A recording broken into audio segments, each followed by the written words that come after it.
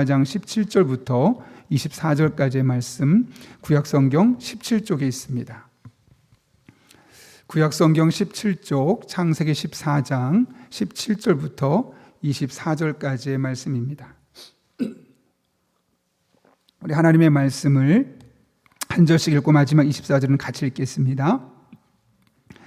아브라함이 그돌라오멜과 그와 함께한 왕들을 쳐 부수고 돌아올 때 소돔 왕이 사회의 골짜기 곧 왕의 골짜기로 나와 그를 영접하였고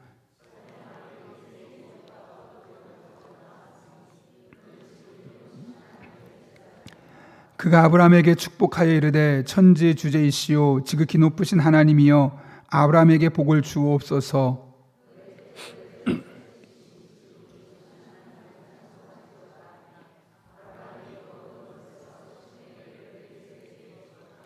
소돔 왕이 아브라함에게 이르되 사람은 내게 보내고 물품은 네가 가지라.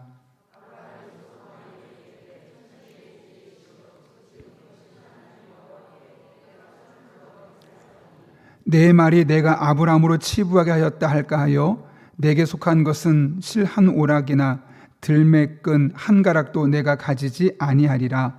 오직 젊은이들이 먹은 것과 나와 동행한 아넬과 에스골과 마므레의 분깃을 제할지니 그들이 그 분깃을 가질 것이니라. 아멘. 제가 기도하고 말씀 나누겠습니다. 거룩하신 아버지 하나님, 오늘 또 이 수요 기도에 우리들을 불러주셔서 하나님 앞에 나와 기도할 수 있는 마음, 또 그런 기회를 허락하신 은혜를 감사를 드립니다. 주신 말씀을 가슴에 새기고 하나님 앞에 기도하며 나갈 때 말씀대로 기도대로 일하신 하나님을 다 경험하는 성도님들 되게 도와주시옵고 우리들이 하나님의 자녀로 살아가는 기쁨과 은혜와 감격을 온전히 맛볼 수 있는 복된 시간 되게 하여 주옵소서. 예수님의 이름으로 기도하옵나이다. 아멘. 신앙생활은 하나님과 나 사이의 반응입니다. 하나님께서 내게 이루신 것에 대해서 내가 반응, 그 하나님이 이루신 것에 대해서 내가 깨닫고 또 내가 하나님께 반응하는 이런 모든 과정이 계속 반복되면서 일어나는 것이 이 신앙생활이죠. 오늘 특별히 그런 이야기를 우리가 확인할 수 있는데요. 잘 아시는 것처럼 오늘 본문의 말씀은 14장 1절부터 16절까지 기록되어 있는 4개국, 5개국이 이 두 나라, 남쪽에 있었던 4개국과 북쪽에 있었던 5개국이 전쟁을 치른 이후에 일어났던 일입니다.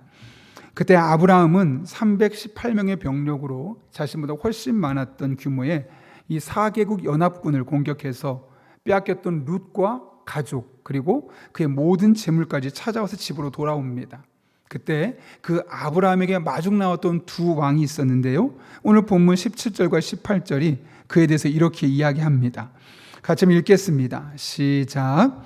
아브라함이 그돌라오멜과 그에 함께한 왕들을 쳐 부수고 돌아올 때 소돔 왕이 사회 골짜기 곧 왕의 골짜기로 나와 그를 영접하였고 살렘 왕 멜기세덱이 떡과 포도주를 가지고 나왔으니 그는 지극히 높으신 하나님의 제사장이었더라. 아멘. 여기 보면 아브라함을 마중 나왔던 사람이 두 명입니다. 하나는 소돔 왕이고 하나는 살렘 왕 멜기세덱입니다. 그 중에 이제 멜기세덱을 먼저 살펴보려고 하는데요. 멜기세덱에 대해서 우리 본문은 두 가지를 이야기합니다. 첫 번째로는 그는 살렘의 왕이라고 하죠. 이게 살렘은 예루살렘을 의미합니다. 그러니까 이 당시에는 예루살렘이라는 지명이 없었고 나중에 생긴 지명이었죠. 그래서 이 당시에는 살렘 왕 멜기세덱이라고 되어 있는데 그는 두 번째로 지극히 높으신 하나님의 제사장으로 일컬음을 받고 있습니다. 근데 이상한 것은 당시에 이 예루살렘은 이방 땅입니다. 이 당시만 해도. 그런데 그 이방 땅에서 아비멜렉은 하나님을 섬기는 제사장으로서 또 왕으로서 그 역할을 감당하고 있었다는 거죠. 그래서 우리는 이 아비멜렉에 대해서 매우 신비롭게 생각합니다. 그런데 이 구약만으로 봤을 땐 이 아비멜렉이 누구일까 우리는 아무도 이해할 수 없지만 나중에 신약 히브리서 7장을 가게 되면 이 아비멜렉에 대해서 어떤 존재인지를 이렇게 이야기하죠. 7장 1절부터 3절까지 말씀인데 이렇게 이야기합니다. 이 멜기세덱은 살렘 왕이요 지극히 높으신 하나님의 제사장이라. 여러 왕을 쳐서 죽이고 돌아오는 아브라함을 만나 복을 빈 자라. 자, 2절 읽겠습니다. 아브라함이 모든 것의 10분의 1을 그에게 나누어 주니라. 그 이름을 해석하면 먼저는 의의 왕이요 그 다음은 살렘 왕이니 곧 평강의 왕이요 아버지도 없고 어머니도 없고 족보도 없고 시작한 날도 없고 생명의 끝도 없어 하나님의 아들과 닮아서 항상 제사장으로 있느니라. 여기 보면 멜기세덱은 부모님도 없고 족보도 없고 시작도 없고 끝이 없는, 그러니까 신비로운 존재라는 거죠. 그런데 그에 대해서 한 가지 우리가 알 수 있는 것은 그가 바로 하나님의 아들과 닮아서 항상 제사장 역할을 하고 있었다는 겁니다. 이 모든 정보를 종합하면 결국 이 멜기세덱은 바로 구약시대에 나타난 예수님이었다는 사실을 우리는 알 수 있는 거죠. 또 실제로 히브리서 7장은 예수님이 멜기세덱의 반차를 따랐다는 사실을 우리에게 이야기하기 위해서 이 멜기세덱의 이야기가 여기 나오고 있는 겁니다. 이처럼 예수님께서 구약시대에 멜기세덱의 모습으로 아브라함을 찾아오신 겁니다. 그런데 그분이 그냥 오시지 않고 뭔가를 아브라함을 위해서 준비한 것이 있었습니다. 그게 오늘 보면 18절과 19절인데요. 특히 18절은 이렇게 이야기합니다. 같이 읽습니다. 살레망 멜기세덱이 떡과 포도주를 가지고 나왔으니 그는 지극히 높으신 하나님의 제사장이었더라. 여기 보면 아비멜렉이 두 가지를 가지고 아브라함을 찾아옵니다. 뭐죠? 떡과 포도주입니다. 왜 떡과 포도주일까요? 사실 그 당시에 많은 음식들도 있을 수 있고 또 다른 것이 그들에게 필요할 수 있었을 텐데 왜 하필이면 그때 떡과 포도주를 가지고 아브라함을 마중나오게 되었을까? 여러분 잘 아시는 것처럼 지금 아브라함이 어떤 상황이죠? 롯이 사로잡혔다는 소식을 듣자마자 급하게 전쟁터로 떠났습니다. 그리고 음식을 그러다 보니 충분히 준비하지 못했죠. 그렇게 급하게 가서 밤새도록 따라가서 밤새 치열한 전쟁을 치르고 오는 겁니다. 그러니 너무나 배가 고팠겠죠. 지쳐 있었겠죠. 이런 상황에서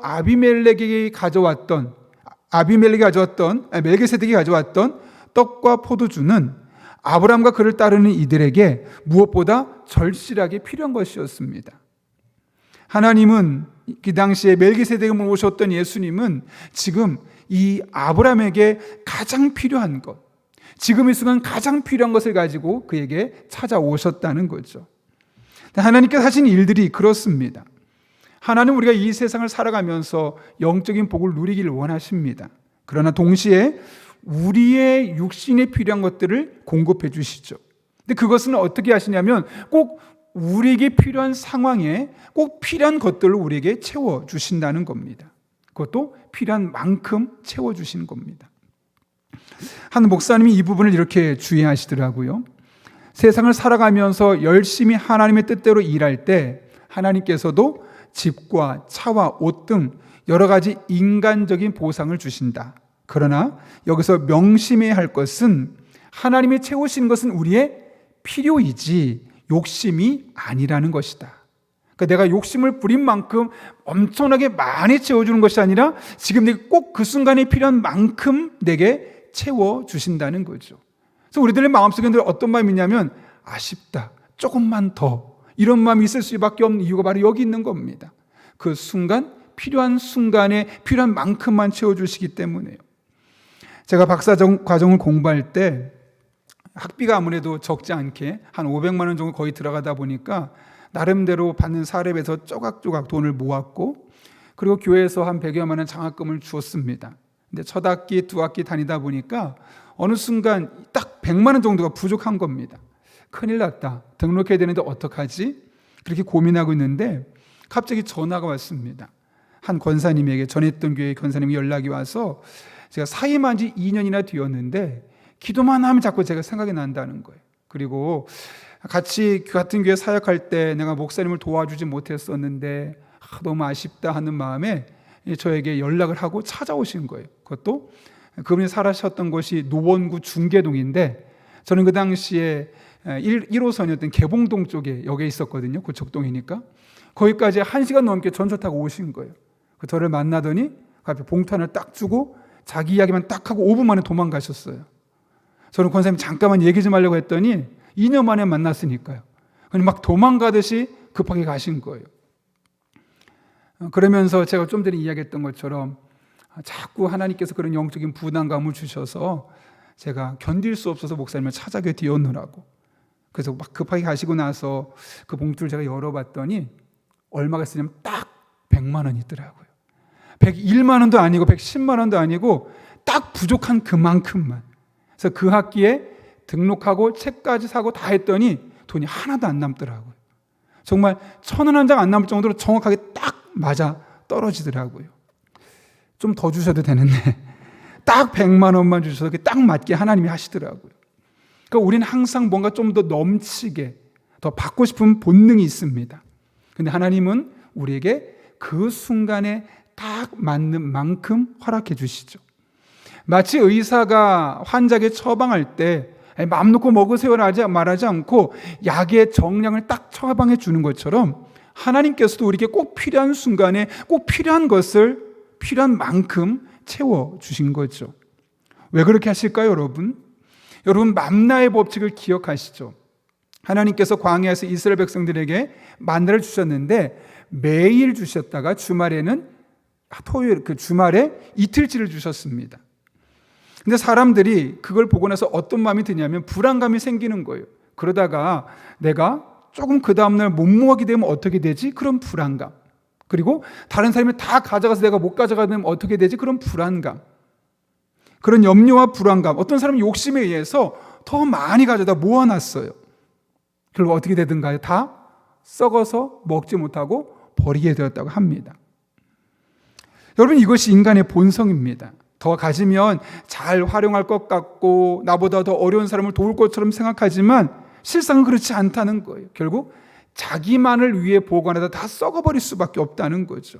그래서 하나님께서는 하나님이 사랑하는 사람들에게 너무 지나칠 정도로 많이 부어주지 않으세요. 왜? 주셔봤자 다 썩게 되는 것이고 자기의 삶에 무익하기 때문이에요. 그래서 지금 그 사람에게 그 상황에 꼭 필요한 만큼만 채워주시는 거죠. 그렇다면 우리가 해야 할 일은 무엇일까요? 어떤 분은 그럴 수 있어요.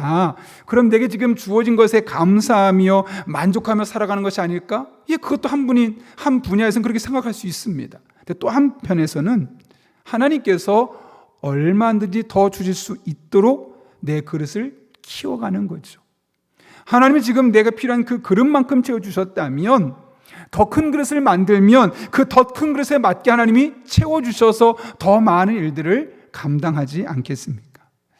제가 10년 동안 우리 교회 와서 목회하면서 깨달은 것이 또 경험한 것이 바로 이런 것입니다. 딱 부임하자마자 빚이 한 24, 5억 원 정도 되더라고요. 적지 않은 돈이었습니다. 게다가 예산은 그렇게 많지 않았고 그래 늘 부담스러웠죠. 그럼에도 불구하고 우리 교회는 지속적으로 선교에 힘을 썼고요. 어려운 이웃들을 도우려고 노력했습니다. 천사원금을 적정해서 정말 구체적이고 실질적인 도움들을 제공하려고 노력했고 또 월세금을 통해서는 이제 작은 교회들을 우리가 매년 열심히 섬겨가고 있습니다. 여러분, 이렇게 매년 다른 곳에 어려운 곳에 돈을 쓰다 보면 어떻게 예산이 줄었을까요? 아니요. 오히려 하나님께서 이 모든 사역을 능히 감당할 수 있도록, 아니 더 많은 사역을 감당할 수 있도록 더 채워주셨던 것이죠. 그래서 우리가 어떤 때는 그냥 하나님 저는 감사합니다, 만족합니다 할 수도 있긴 하지만 하나님 제가 더 많은 일을 감당할 수 있도록 그 역할을 오롯이 감당할 수 있도록 하나님 더 채워줄 수 있도록 저희 그릇을 크게 만들어 주옵소서. 어쩜 이것이 우리가 이 시대를 살아가는 믿음의 사람들의 기도가 되어야 되지 않겠습니까? 우리 교회가, 우리 성도님들이 그렇게 그릇이 조금 더 커져서 하나님이 채워주신 것을 가지고 더 많은 것을 섬기고 사랑할 수 있는 그런 복된 공동체 성도님 될 수 있기를 예수님의 이름으로 축원합니다. 멜기세덱은 아브라함에게 지금 당장 필요한 떡과 포도주를 주었죠. 그런데 그것 주고 끝난 것이 아니라 더 중요한 영적인 진리를 한 가지 가르쳐 줍니다. 그게 바로 20절 말씀인데요. 같이 한번 읽겠습니다. 시작. 너희 대적을 내 손에 붙이신 아브라함이 그 얻은 것에서 10분의 1을 멜기세덱에게 주었더라.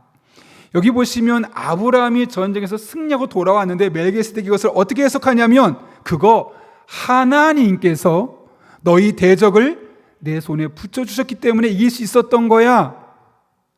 어떻게 아브라함 입장에서 보면 좀 섭섭할 수 있지만 지금 멜기세덱은 전곡을 찌른 겁니다.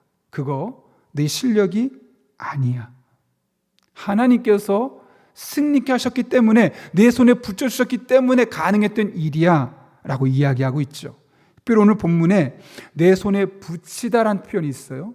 이게 히브리 원문을 보게 되면 마겐인데, 이 문법적으로 강의형, PL형이라고 말하는 이거는 강도를 의미합니다. 지금 이런 거죠. 멜기세덱이 말하는 거예요. 아브라함아, 그거 하나님이 너에게 붙여주신 거야. 하나님 붙여주신 거야. 이렇게 강조하고 있는 겁니다. 이 전쟁에서 승리는 아브라함의 지략이 뛰어나서도 아니고 탁월해서도 아니고 그의 군사력이 다 뛰어났기 때문도 아니고 하나님의 은혜로 주어진 것이라는 사실을 그에게 명확하게 가르쳐 주고 있는 겁니다. 왜 이렇게 해야만 했을까요, 여러분? 이 사건을 표면적으로만 잠깐 보십시오. 아브라함의 승리는 롯이 잡혀갔다는 소식을 듣자마자 재빠르게 움직였던 아브라함의 판단력 때문입니다. 그리고 평상시에 어떤 위급한 일이 생길지 모르기 때문에, 갑자기 위급시에 어떤 일이 생길지 모르기 때문에 평상시에 318명이나 되는 군인을 훈련시켜놨기 때문이죠. 철저한 아브라함의 준비 때문입니다. 또 한밤중에 급하게 따라가서 기습할 수 있었던 탁월한 아브라함의 전략 때문이기도 합니다. 겉으로 보면 그렇습니다.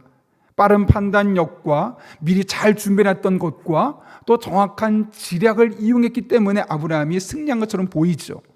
그런데 이 이면을 들여다보면 이 모든 것이 하나님의 은혜이죠.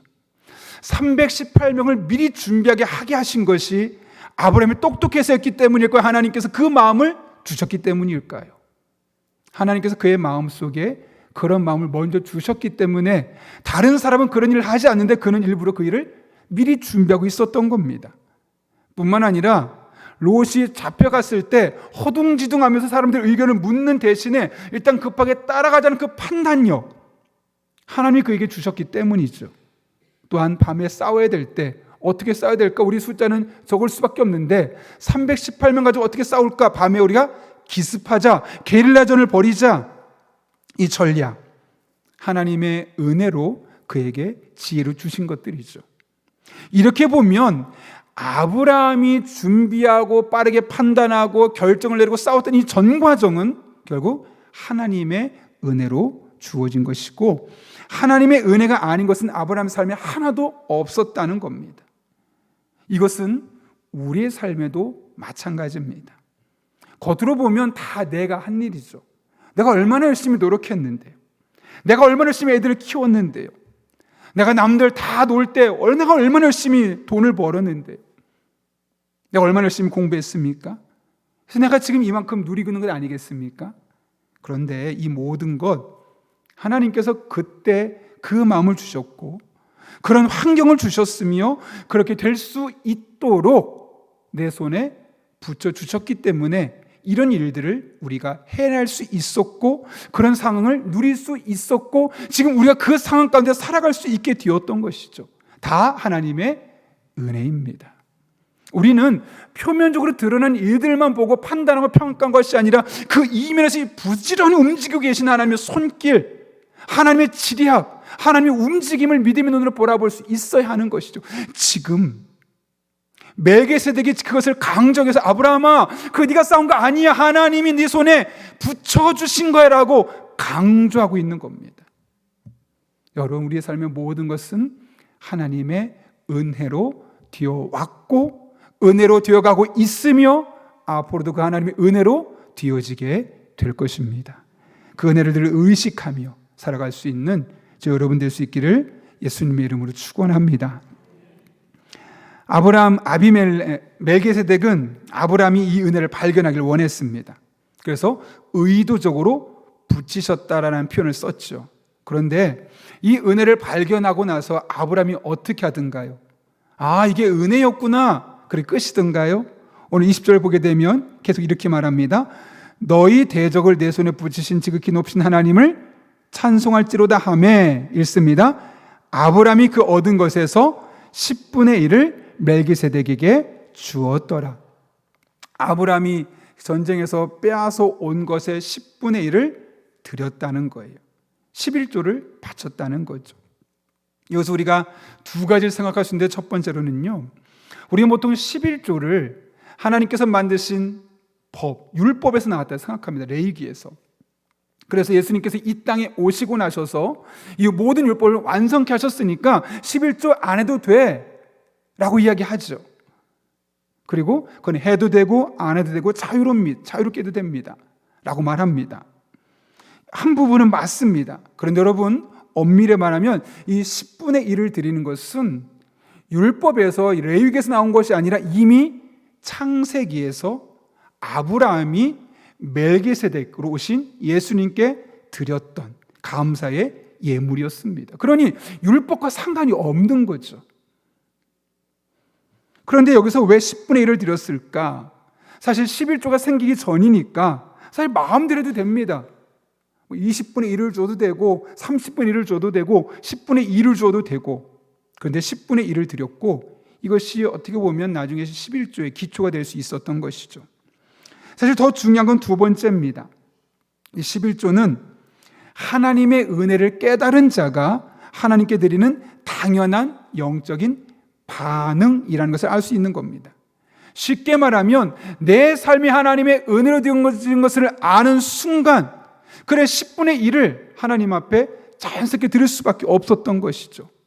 반대로 내 삶에 흘러가는 모든 것이 하나님의 은혜라는 사실을, 그 인식을 잃어버리는 순간 우리는 그 10분의 1이 아까워지기 시작하고 손을 벌벌 떨기 시작하고 주저할 수밖에 없는 것이죠.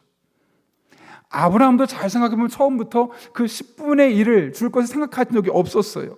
그런데 멜기세덱을 통해서 이것은 하나님이 너에게 붙여주셨기 때문이야 라는 이야기를 듣자마자 하나님이 은혜였구나, 하나님 도와주셨기 때문이었구나, 그 이야기를 듣자마자 믿음으로 곧바로 반응한 것이 바로 10분의 1을 구별하여 멜기세덱에게 드렸던 것이죠. 여러분, 11조는 착취가 아닙니다. 지금 내가 누리고 있는 것이 내 힘이 아니라 하나님께 주신 것임을 깨닫게 되어질 때 감사하면서 드리게지는 자연스러운 믿음의 고백이 11조입니다. 따라서 11조는 사실 10의 1이 중요한 것이 아니라 그 은혜에 대한 크기만큼 드리는 겁니다.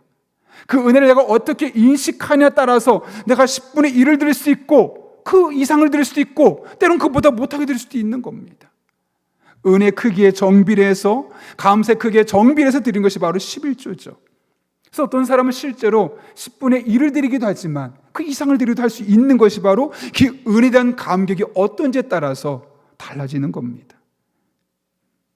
하나님은 말라기 선지자를 통해서 온전한 11조를 드리라고 하셨습니다. 말라기 3장 10절이죠. 한번 읽어볼까요? 이렇게 되어 있습니다. 시작.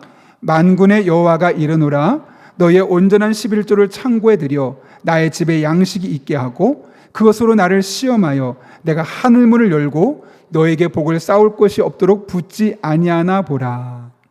여러분, 성경을 찾아보십시오. 나를 시험해 보라 라고 말한 것이 딱 이거 하나밖에 안 나옵니다. 11조를 두고 딱 한 번만 네가 나를 시험해 봐라 라고 말씀하셨어요. 그러면서 온전한 11조를 드리라고 하죠. 여러분, 온전한 11조가 뭘까요? 수입의 딱 10분의 1을 정확하게 계산해서 드리는 것이 온전한 11조일까요? 11조의 정신이 무엇이었습니까? 은혜의 고백이 담긴 11조. 내 삶에 베푸신 하나님의 은혜를 기억하며 그 감사의 마음이 담긴 11조. 이게 바로 온전한 11조죠. 정확하게 계산해서 1원까지 해서 드리는 것이 11조가 아니라 그것은 어떻게 되는지 상관없이 사실 그 안에 은혜에 대한 고백이 얼마나 담겨 있느냐, 내 삶에 베푸신 하나님의 은혜를 생각하면서 얼마나 크게 감사한 것을 드리고 있느냐, 그것이 바로 사실 온전한 11조라는 사실 우리는 확인할 수 있는 겁니다. 근데 그것을 드릴 때 어떻게 하신다고요? 복 주신다는 거예요. 여기가 한 가지 우리가 오해하지 말 것은 하늘문을 열고 쌓을 것이 없도록 붙지 아니하나 보라 라는 표현 때문에 종종 오해가 생겨요. 하나님께서 갑자기 하늘문을 쫙 여시고 내가 한 것보다 훨씬 많은 것으로 막 채워주시겠구나, 막 그런 느낌을 가져요. 정말 그럴까요, 여러분? 마치 로또에 당첨되고 일확천금을 갖게 되고 갑자기 내가 성공하게 되고 막 이런 일들이 생기는 걸까요? 11조 열심히 하면? 이어지는 11조가 12절 한번 보십시오. 말라기 3장 11절 12절 같이 한번 읽겠습니다. 시작. 만군의 여호와가 이르노라 내가 너희를 위하여 메뚜기를 금하여 너희 밭에 포도나무가 열매가 기한 전에 떨어지지 않게 하리니 너희 땅이 아름다워짐으로 모든 이방인들이 너희를 복되다 하리라. 만군의 여호와의 말이니라. 아멘. 몇 년 전에 사과값이 거의 금값이 된 적이 있었어요. 왜 그랬죠, 여러분? 기후 문제로 사과가 먼저 딱 떨어져 버려가지고 정말 필요한 가을에 먹을 사과가 부족했기 때문이죠. 그러다 보니 수확량이 줄어들어서 갑자기 사과값이 금값이 된 적이 있었습니다. 그런 관점에서 오늘 본문의 말씀 보십시오. 메뚜기 떼가 와서 농작물을 다 먹어버리면 수확이 제대로 될 수밖에 없는 거예요. 수확철 바로 전에 와서 다 따먹어버리면 하나님께서 11조를 온전한 11조를 드리는 사람에게 어떤 복을 주시는 겁니까? 메뚜기를 금해서 또 농사 짓잖아. 그 토지 소산을 없애지 못하게 하고 밭에 포도나무 열매가 기한 전에 떨어지지 않게 해서 필요한 시기에 농사한 거 열심히 한 거 그대로 다 수확할 수 있게 하시는 그런 복을 말씀하는 거예요.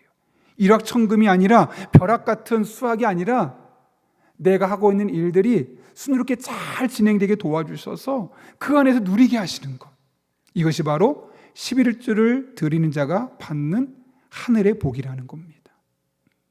그런데 많은 분들이 이것을 잘못 해석해서 11조 드리면 하나님께서 갑자기 로또를 당첨되게 하시거나 갑자기 회사에서 승진하게 하시거나 내가 조금 투자했는데 갑자기 주식에서 수많은 돈을 벌거나 1억 주고 집을 사는데 2억이 되거나 막 그렇게 일확천금을 생각해요. 성경 그렇게 말하지 않아요.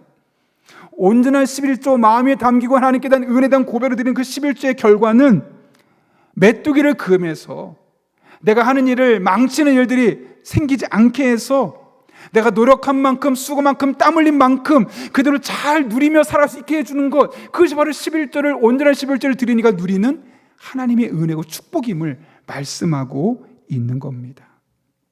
여러분, 하나님의 은혜를 늘 여러분의 삶에 발견하십시오.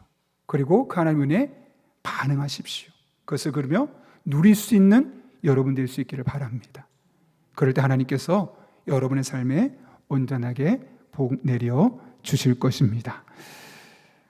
사실은 조금 더 설교를 준비했는데 그건 나중에 했으면 좋겠고요. 이 시간 말씀을 기억하면서 우리 찬양 함께 했으면 합니다.